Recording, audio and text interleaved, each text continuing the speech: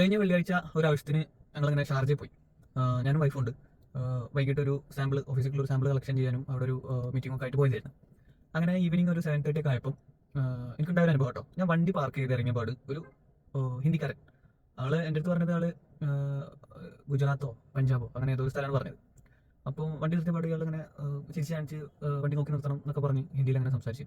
ഞാൻ പെട്ടെന്ന് അയാൾ വൈഫിനെയും കൂടി ഇങ്ങനെ കണ്ടപ്പോൾ നമസ്തേക്ക് പറഞ്ഞിട്ട് ശസ്ത്രിക്കാരനോ എന്ന് പറഞ്ഞു. പഞ്ചാബികളാണ് പറഞ്ഞാൽ കേട്ടിട്ട് എനിക്ക് സത്യത്തിൽ അറിയില്ല അതിന്റെ അർത്ഥം എന്താണെന്നുള്ളത്. എനിക്ക് പഞ്ചാബി കേട്ടാൽ മനസ്സിലാവില്ല, പക്ഷേ ഇങ്ങനെ ഓഫീസിൽ നമ്മൾ കൊളീഗ്സ് ഒക്കെ സംസാരിക്കണം കേട്ടിട്ടുണ്ട്. അപ്പോൾ അയാൾ എൻ്റെ ഇവിടെ അങ്ങനെ ഇതാക്കിയിട്ട് പറഞ്ഞു എനിക്ക് മുടി കൊഴിയുന്നുണ്ടോ, ഹിന്ദിയിലാട്ടോ പറയുന്നത്.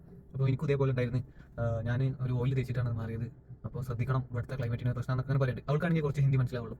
ഞാനത് വിട്ട് ഇങ്ങനെ തിരിച്ച് നടന്നോട് കൂടിയിട്ട് പിന്നെ ഇങ്ങനെ സംസാരിക്കാം. അതല്ലേ അപ്പം ഒരാളൊരു കാര്യം പറയില്ല. അപ്പോൾ എന്നോട് പറഞ്ഞു ഞാൻ നിങ്ങൾക്ക് ആ ഓയിലിൻ്റെ പേര് പറഞ്ഞുതരാം, നിങ്ങളത് വാങ്ങിച്ച് തേച്ചോളി എന്ന് പറഞ്ഞിട്ട് അവനൊരു 2-3 പേര് പറഞ്ഞു. അത് എനിക്കും വായി കിട്ടുന്ന ഒരു പേര്. ഒരെണ്ണം മോന് ബ്ലാക്ക് സീഡ് ഓയിൽ, പിന്നെന്തോ ഒരു ആൽമണ്ടിയുടെ എന്തൊക്കെയാണ് പറഞ്ഞത്. അപ്പോൾ ഞാൻ പറഞ്ഞു ഇറ്റ്സ് ഓക്കെ പറഞ്ഞപ്പം ഇംഗ്ലീഷ് സംസാരിക്കുന്നുണ്ട്. അപ്പോൾ ഞാൻ വിചാരിച്ചു കുറച്ച് എഡ്യൂക്കേറ്റഡ് ആയിട്ടുള്ള ഒരാളായിരിക്കും.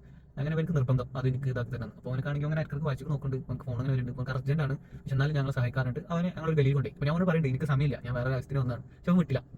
ഇവ ഇനി കൂടെ ഇടയ്ക്ക് അവളോട് പറയുന്നുണ്ട് ജിൻ്റെ അനിയത്തിയാണ് മേരെ സിസ്റ്ററെ ഇതൊക്കെ പറയുന്നുണ്ട്. ഹിന്ദി കേട്ടാൽ എനിക്ക് മനസ്സിലാവും, പക്ഷേ ഇവൻ ഇടയ്ക്ക് അവർക്ക് ഫോൺ വരുന്നുണ്ട്. ഇപ്പോൾ ഭയങ്കര ബിസി ആയിട്ടുള്ള ഒരു ഇതിലാണെന്നുള്ളത് ഇങ്ങനെ എനിക്ക് അവിടെ നിന്ന് മനസ്സിലായി. അങ്ങനെ ഒരു ഷോപ്പ് കൊണ്ടുപോയി അവിടുന്ന് വാട്ടിയുടെ 2 ഓയിൽ എടുത്ത്. അപ്പം അതിൽ എനിക്ക് ചെറുതായിട്ട് ഡൗട്ട് തോന്നി. വാട്ടിയുടെ ഓയിൽ ഇപ്പോൾ നമ്മളെല്ലാവരും ലുലു എന്നൊക്കെ വാങ്ങിക്കണല്ലേ.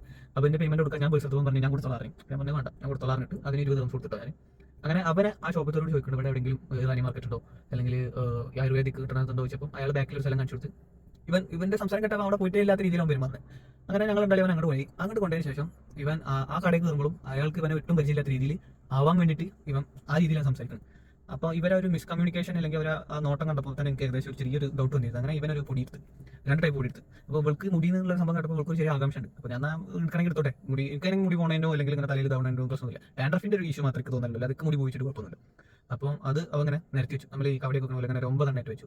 അപ്പോൾ വില വെച്ചപ്പോൾ 15 ഇപ്പോൾ 15 എന്നാട്ടോ പറഞ്ഞത്.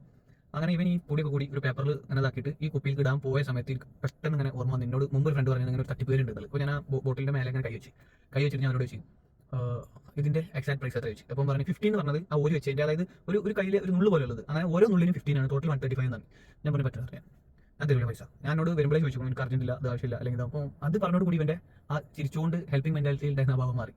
അപ്പോൾ ആർക്കെങ്കിലും ഇങ്ങനത്തെ ഒരു എക്സ്പീരിയൻസ് ഉണ്ടെന്നുണ്ടെങ്കിൽ അല്ലെങ്കിൽ ഇതെന്താണ് സംഭവം എന്നുണ്ടെങ്കിൽ ഒന്ന് പറഞ്ഞു. എനിക്ക് ഇത് എൻ്റെ ലൈഫിൽ ഇങ്ങനെ ഒരു സംഭവം ആദ്യമായിട്ടാണ്. പക്ഷെ ഞാൻ ആരോ പറഞ്ഞ് കേട്ടിട്ടുണ്ട് ഇവർ ഇതേപോലെ അങ്ങനെ എണ്ണും എന്നിട്ട് ഒരു പൊടി കുപ്പിയിട്ട് തരും, അത് തലയത്തേക്കോ, പക്ഷേ അതിൽ പ്രത്യേകിച്ച് കാര്യമൊന്നുമില്ല എന്നാണ് ഞാൻ അറിഞ്ഞത്. അപ്പോൾ അങ്ങനെ എന്തെങ്കിലും കാര്യം ഉണ്ടായിട്ടുണ്ടോ നിങ്ങൾക്ക് അവിടുന്ന് എവിടെയെങ്കിലും, അല്ലെങ്കിൽ ദുബായിലോ അബുദാബിയിലോ ഷാർജയിൽ എവിടെയെങ്കിലും ഒരു ഇൻസിഡന്റ് ഉണ്ടായിട്ടുണ്ടോ, അങ്ങനെ ഒരു സാധനം കിട്ടിയിട്ടുണ്ടെങ്കിൽ എനിക്കൊന്ന് പറഞ്ഞു തരും എന്താണ് ഇതിന്റെ സത്യാവസ്ഥ, അല്ലെങ്കിൽ ഇതിലെന്തെങ്കിലും ഉണ്ടോ, ഇങ്ങനെ തന്നെയാണോ സംഭവം എന്നുള്ളത്.